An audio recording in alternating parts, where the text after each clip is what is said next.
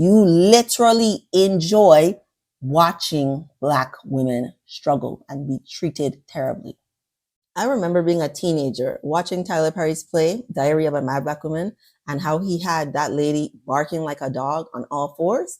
That's when it clicked for me. Oh, I think this guy really likes seeing Black women in degrading positions, like being treated the worst of the worst of the worst.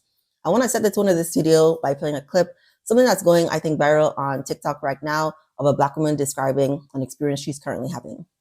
I'm 6 weeks and 3 days pregnant, and my child's father, all within a day of finding out that I was pregnant, that I may have an ectopic pregnancy, going to the emergency rooms, spending hours and hours and hours getting poked and prodded to find out that my baby's okay and in my uterus where they should be, and my hormone levels are where they should be. So, and within a day of finding all that out, the father of my child said he doesn't want this. He doesn't think this is a good idea, and he wants me to not keep the baby. Let me be very clear that my child's father was very aware of what was going on. This wasn't like nobody was trapped. He repeated over and over and over again how bad he wanted us to have a baby, how bad he wanted me to have a baby, how bad. I'm just struggling because I'm trying to figure out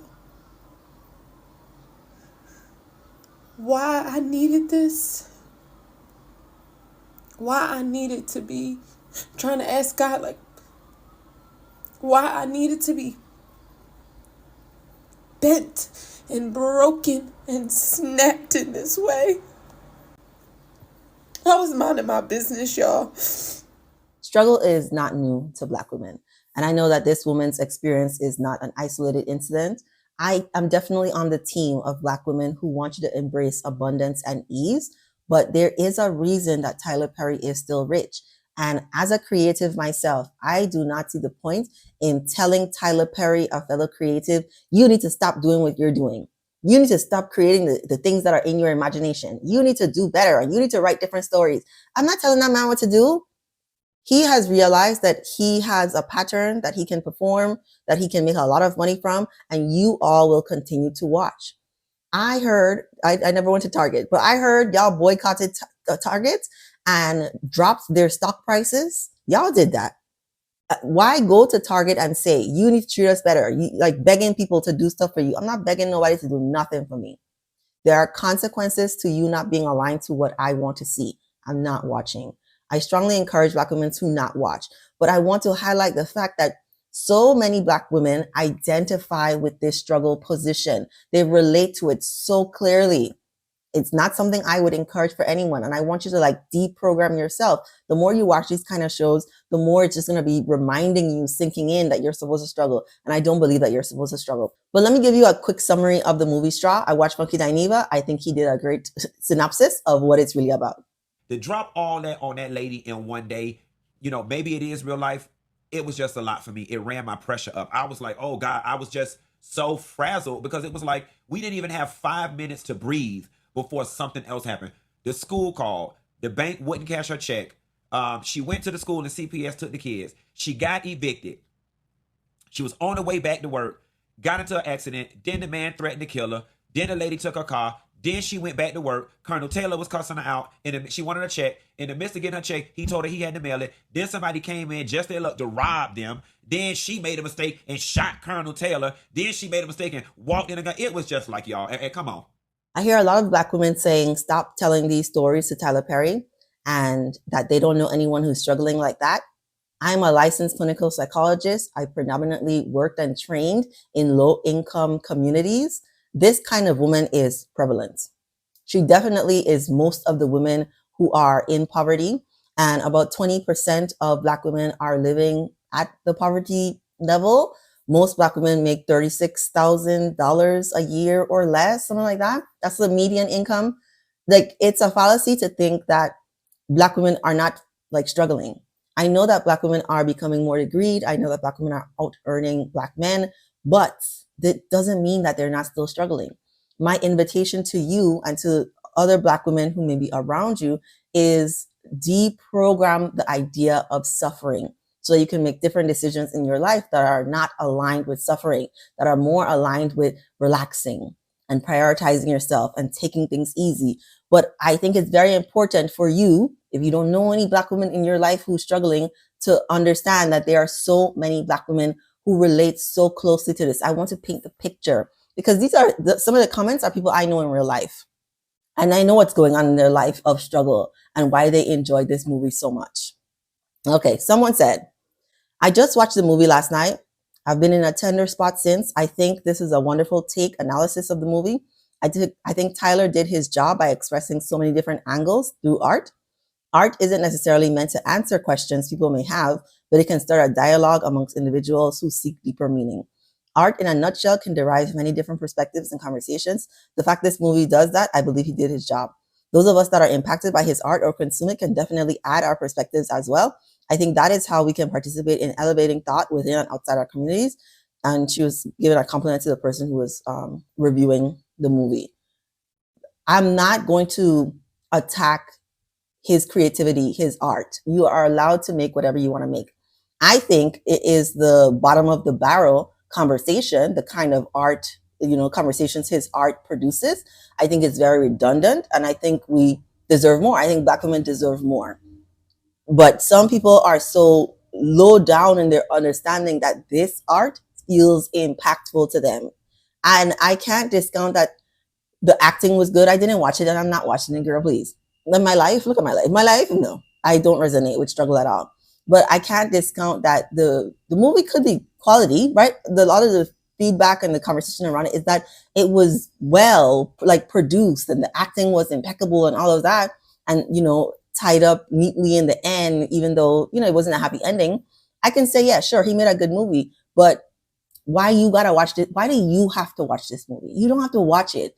I don't want you to watch it. I want you to watch things that are more uplifting, that will take you in the direction that you actually want to go. Let's read another one.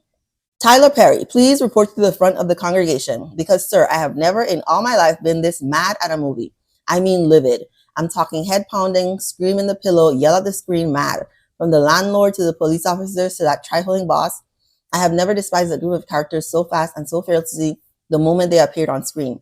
And you know what? I'm tired. I can't do this anymore. Tyler Perry, you done wrung every drop of emotion out of me with this one. I was hooked from the very first few minutes. The rage instantly hit. And just when I thought it couldn't get worse, boom, the plot twist came swinging. It was horrible, yet brilliant, unexpected, haunting, heartbreaking, and still somehow beautiful. This movie was a roller coaster, a painful but necessary one. Why? It's raw. It's real. It's definitely real. It's definitely real, right? And I know this person. And some of the things they've been through. That's what I'm saying. It's a fallacy that Black women are not struggling. Many of them are struggling. And most Black people in general are just one degree of separation away from knowing someone in poverty. So it's not like we can't fathom. I just want you to have some empathy for Black women who are going through this. Have some empathy for yourself, but to deprogram and not watch all this stuff. This movie was a roller coaster. No, wait. I'm mortified by what this woman endured, shaken by how real it felt. But let me be clear, this is a must watch. I'm not watching it. Just be ready. Bring your tissues, your blood pressure meds, and a friend to decompress with afterward. Because Stry is not just a movie, it's an experience. I really challenge the idea that if you already feel so much struggle in your life, why do you want to also sit down in the comfort of your home and watch more struggle? I don't think it's helpful for you. This is the sort of mindset work. What you focus on will increase. You don't want more struggle. So do not consume a lot of stories about struggle or drama or chaos. Okay. Somebody else. There's a Bible verse at the end, right? I just did a video on decolonizing Christianity because those two things together, the Black church, the Black community, will be telling Black women especially, you're supposed to struggle, especially for a man. You're supposed to want your wonderful victory and goodies in heaven. Earth is for struggling. So just be quiet and take it. Tyler Perry's Straw left me speechless. I've watched many movies in my life, but this one felt like it reached into my heart and pulled out emotions I hadn't faced in years. I watched it this morning before heading out to church, and I wasn't prepared for how deeply it would affect me. I cried the entire time. As a mother who raised 3 children in a single parent household, I know what it means to carry the weight of the world with a smile, the long nights, the tough decisions, the sacrifices no one sees. I lived it. Straw brought all of that to life. It captured the quiet pain, the silent strength, and the breaking point many of us have experienced when the pressure just becomes too much. And more than anything, it reminded me that our stories matter, that even in our lowest moments, there's a light that still shines through. The movie was a mirror showing me both the pain I carried and the strength I didn't even realize I had at the time. Tyler Perry created something truly special with this film. It's not just for entertainment, it's for healing, for reflection, for validation, for every woman who's ever had to choose her children over herself and still found the strength to keep going. Straw is a film I'll never forget. It's not just a movie, it's a moment, and I'm grateful I experienced it. The Bible verse, she is clothed with strength and dignity. She can laugh at the days to come. Listen, okay. I agree, representation matters. And sort of like we do need slave movies to exist, but every movie being a slave movie, like every box office hit, y'all only think Black people portrayed as slaves kind of gets it. To me, this falls in a similar place. When Black women start talking about always prioritizing their children, many videos on my channel, I have a son. I am encouraging mothers to sometimes choose yourself. Listen, I don't care what your circumstance is. Even if it's that 30 minutes in the car before you get inside of the house, even if it's spending 10 minutes extra in the shower, waking up early 30 minutes before the kids get up, time for yourself, you have to prioritize yourself. I do not care how much money you're making or not making. Listen, I work with these women in real life. I know what they're going through, and I know that some things are feasible for them. There's always a choice to make, always a step in the direction of things being a little bit easier that they can make. But when suffering has become your identity and you feel proud of a movie that glorifies Black women's suffering, I know that, you and suffering are right there. It feels like a friend. Resentment feels familiar. Anger, rage, depression, all of those things are experiences that you have that you hold on to. Because when someone like me comes into your home, I used to do in-home therapy, comes into your home and tries to help you with the processes, you're resisting me. Yes, you have to change some things. You want to stop living in poverty? Yes, you have to work. Yes, you have to do some things differently. Yes, you have to deprioritize your kids sometimes. No, they can't participate in everything. Yes, you have to give them consequences. Listen, and the I love kids part, right? I work a lot with I live a life of ease now, right? Part of working with kids is like working after hours, after school hours. I'm not interested in doing that right now, like not this time in my life, but I primarily specialize in working with kids. And so I have a very soft spot for kids, and mothers who think that they're supposed to sacrifice everything for their kids, like irks my soul a little bit, because you're doing yourself a disservice, but you're also doing your child a disservice because you're teaching them struggle. Let's read the next comment. This movie was very triggering. Not saying it wasn't amazing, but it brought back times where I lived in a world that was only in my head and didn't believe anything anyone else was saying until reality hit. And her struggles as a single mother. My baby isn't here yet, but I have struggled. Losing my job and struggling to find another. Lying to the clinic that I've never had an ultrasound so I can get one because I was physically assaulted the day before, and so much more. I became so numb, and this movie brought that emotion I was hiding. Also, Taraji played the F out of that role. Per usual, though, I'm not surprised. Okay, girl. I know people rightfully criticize how Perry writes Black women, yet I personally found this movie riveting in the best and worst ways, which is why Tyler Perry is a billionaire built off the backs of Black women's struggle. Because even though we're supposed to criticize the way he writes Black women, you really enjoy watching Black women struggle. You literally enjoy watching Black women struggle and be treated terribly.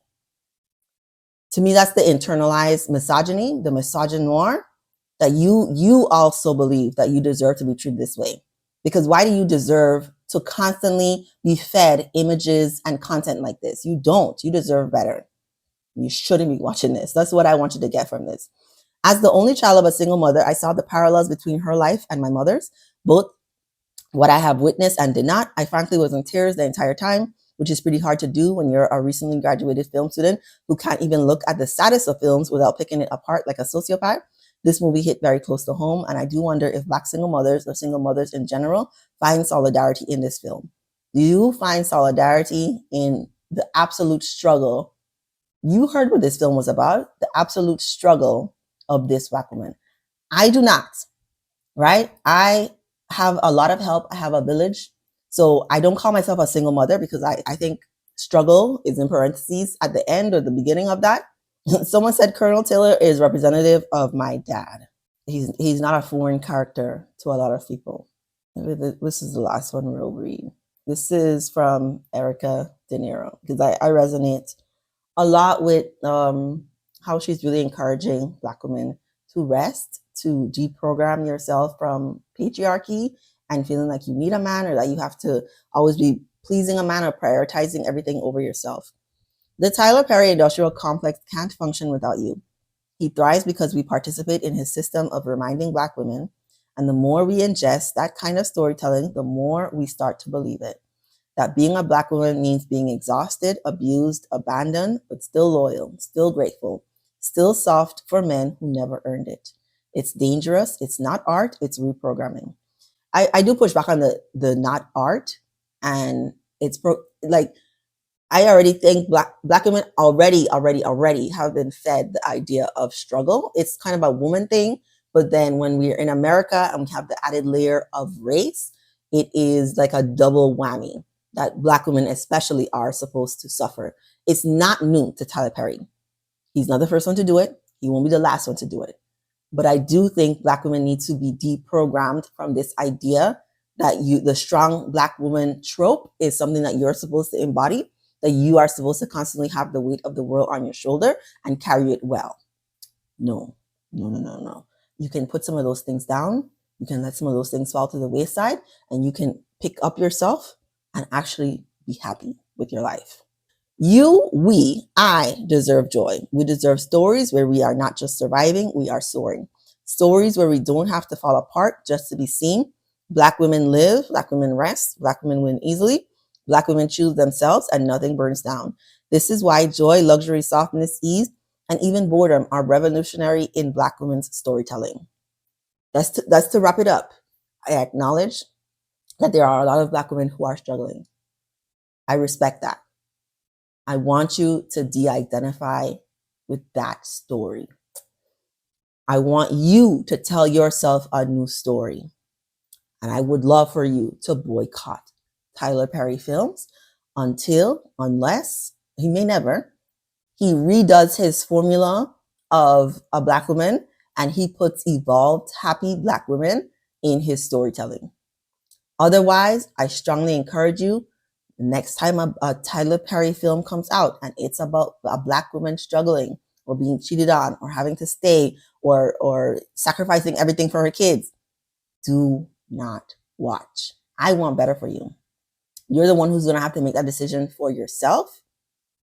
Until then, look out for other videos on my channel about embracing ease, about inviting abundance into your life, aligning with, goodness and kindness and peace. Joy and peace, girl. It's out there for you. And I strongly invite you to get that for yourself. Let me know what you think in the comments. Do you feel like you know Black women who are also struggling? Do you understand why Tyler Perry is a billionaire? Do you? Are you open to living a life of ease? Let me know. I would encourage you to follow Erica De Niro if you have some rage that needs to be let out, or to follow Stephanie Perry because she's also talking about Black women embracing ease. And subscribe to my channel because I have a lot of videos about unlearning some of these things, healing from your trauma, healing from toxic relationships, that kind of stuff. Give this video a like if you enjoyed it. Share it with a Black woman who may have been interested in watching Straw or did watch Straw. And thank you for watching.